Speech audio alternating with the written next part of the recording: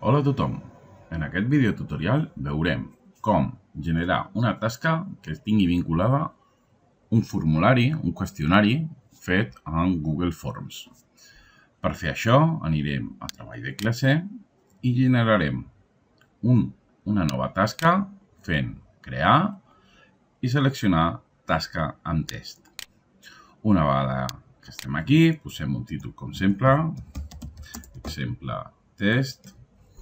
Fixeu-vos que ja automàticament ens ha generat un blanc quiz, és a dir, un formulari en blanc. En aquesta ocasió, en comptes d'agafar un formulari en blanc, el que farem serà seleccionar un que ja ha preparat prèviament. El vinculem i podem configurar tot el que nosaltres vulguem. Com sempre, ho posarem en pràctiques o fins i tot podem crear un nou tema que es digui qüestionaris. Una vegada ho tenim tot preparat, hem posat una puntuació de 100%, li donem a crear tasca.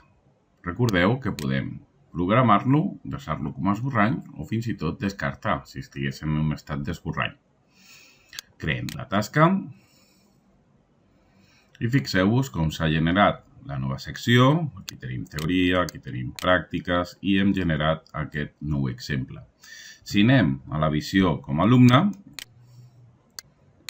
i accedim al treball de classe, fixeu-vos que ja podem accedir a aquest exemple de formulari i omplir aquest qüestionari. En aquest cas, he posat dues preguntes.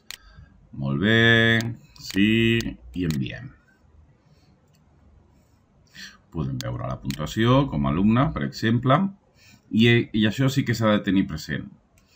Si treballem en comptes de Gmail, les notes dels qüestionaris no serà enviada al treball de classe del Classroom.